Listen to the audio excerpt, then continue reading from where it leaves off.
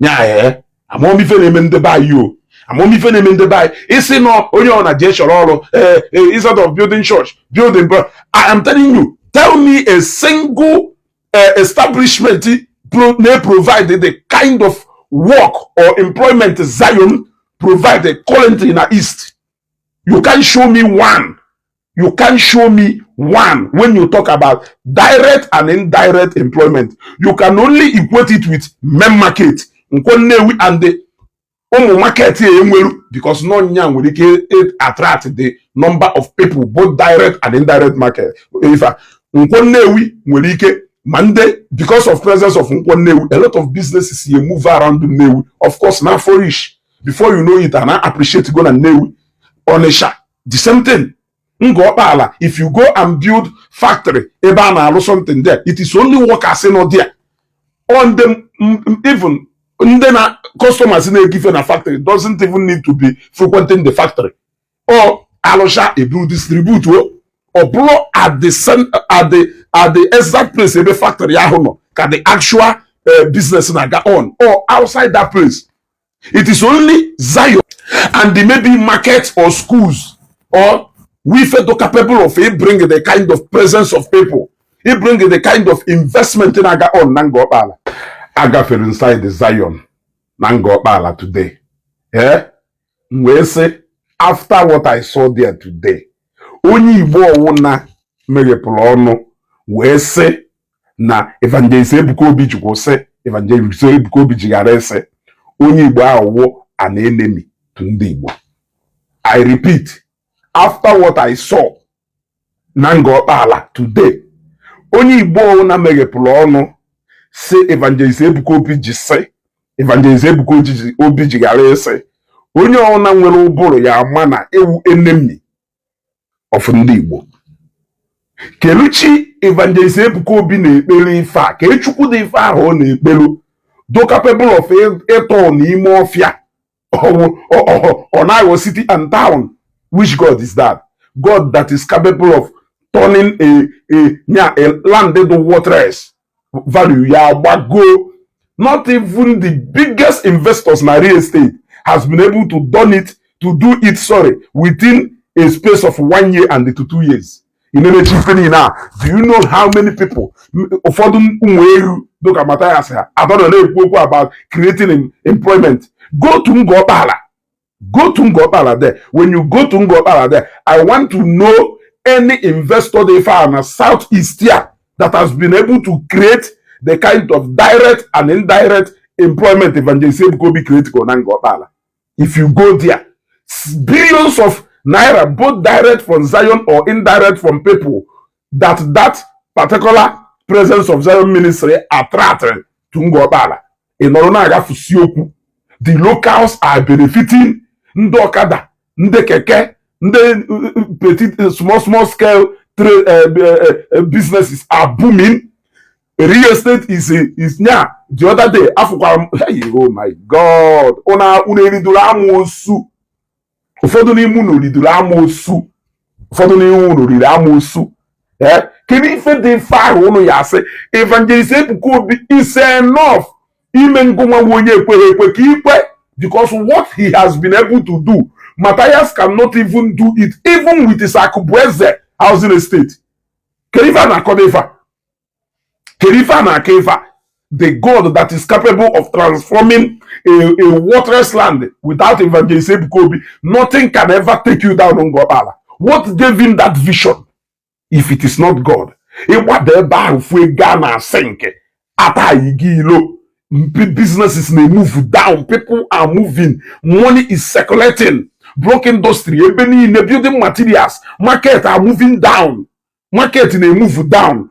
Let it be known that for constantly 2 years plus to 3 years, and a movement of millions and billions in Ngor Okpala, and they go in and end into people's pockets. Ndibo has benefited more. Ndibo benefit go more na the presence of emerging materials niile. Okay, na-eji boho block ụlọ na Ngor Okpala. Let me nyaka mgbaru ukwu asọsọ. Use go over 1 million pieces of blocks. Well, about what am I even talking about? currently kita enwego over 500, enwego over close to 500 or more than 500 buildings, which almost 70% of them are completed. We are talking about just within Zion. Now, when you go around N'ime Ngor Okpala, wefu cumulative effect, positive effect of the presence of Zion, you will see people back because, hey, are we talking about real estate? Look, let me tell you, in a site even currently, within the past 1 month and to 2 months, it go down at that site close to, if not close to 10,000 pieces of blocks. 10,000 pieces of blocks. Yes, Manu block could do enough. Close to 200 plots of land defense. Yeah? You what I go? Amamu ndolu na alulu na that site. Amamu. I'm not talking about when you need to move bulldozer back to site. A lot of many things even on our own. Well that gate. Surveyor, it take go over over how many million can surveyor take go? We are not bulldozer lugidol all the way back every day 550,000. Bulldozer will always buy close to 3 weeks every single day, if not more than 3 weeks. He may go now sink go on that site. It was a case when different site all because of Evangelist Ebuka Obi. In any chance, you may go now. I want a people's pocket on the end. Kelu blocking industry, a move go. Just within the space of last 1 week plus, I've bought over 4,000 blocks. Yes, 4,700 blocks. Just within close to 1 week to 2 weeks plus ago. I'm not talking about all of those things. I'm only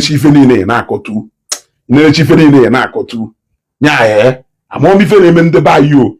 I'm only feeling the buy. It's not only on a gesture instead of building church, building. But I am telling you, tell me a single establishment may provide the kind of work or employment Zion provided currently in the East.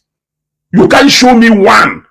You can't show me one when you talk about direct and indirect employment. You can only equate it with main market and the market because no one will attract the number of people, both direct and indirect market. If Monday, because of presence of a lot of businesses here move around the Newi. Of course, now for ish. Before you know it, and I appreciate going to Newi on a shot. The same thing. Ngor Okpala, if you go and build factory, ebana or something there, it is only workers in there. On them, even then customers in a given a factory doesn't even need to be frequenting the factory.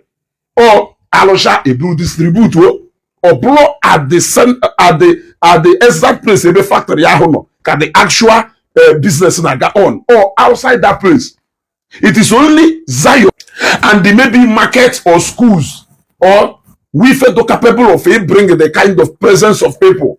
It bringing the kind of investment in Aga on Ngor Okpala. In any chance, you see the Evangelist Ebuka Obi, and he forward to Ndibo. The Epu Elipo, Nako Elipo, Onyaho, all out to Epu. Number 2. Akalasoro de Uruna 1. Ego Nekonya commit go na talk about psychiatric hospital spending over 1 billion. Well, more than talk about Nkaro Nambrishi, talk about Nkona Alubeha, talk about many things. In any chayanya, and I said na Chukunya de I gonna have number 1. And I said Nonya, Ndoshana factory, Ndoshana river. Yeah, and my real estate companies who need that are doing business around Ngor Okpala. It is going to after these 6 days, I'll be how many days? Billions of naira we go. Let me leave it here. Man only follow Evangelist Ebuka Obi kenere nya where na mwa wezu go say na Chineke ya gozi ye. I am our number 1 beneficiary of movement here to Ngor Okpala. Number 1 beneficiary to business here to Ngor Okpala. Kerife Batalu Meji will happen Newi by 4:30 today, Neje Ngor Okpala. If not because of presence of Evangelist Ebuka Obi. Onye follow one Oziobi kenelu nya sị ya na nsị Chineke gọzie ya na afọ mụrụ ya na injinia CC Obi ya enwe ogologo ndụ na arụ isi ike na o nweghị ife ya eme ha denụ na ndebe ha na ụbụrụ ihe ji ọfọ fọ Chineke isi tụrụ dem wee wepụta oke nwa dịka Evangelist Ebuka Obi na ezugosi na Chukwu ya agọzi fa ndị Zion Ministry my family akụ Zion Idum Odogwu Chineke ya agọzi unu niile ịghọtago nọrụ na aka akụkọ eso na jerite elele nọrụ na aka akụkọ nọrụ na aka akụkọ eso na jerite elele ibe unu eje eri nọrụ na achagharị anya opportunity adugo people are exploiting opportunities people are worshiping God and they are also benefiting exploiting the goodness enjoying the goodness of God ndị Ngor Okpala edozisiwakwa na befa because na ha mana visitors na-enute imagine nke ọ ya adụzi na Evangelist Ebuka Obi gbadata permanently na Ngor Okpala ebenebe Igbo na ekete ekwupụ n'ike ya Evangelist Ebuka Obi na-ekwu okwu Mathias na-ekwu okwu nweta Mathias agbajie nye ọkpa ya adọkarị ngologo so this is ezugo daalụnụ ezugo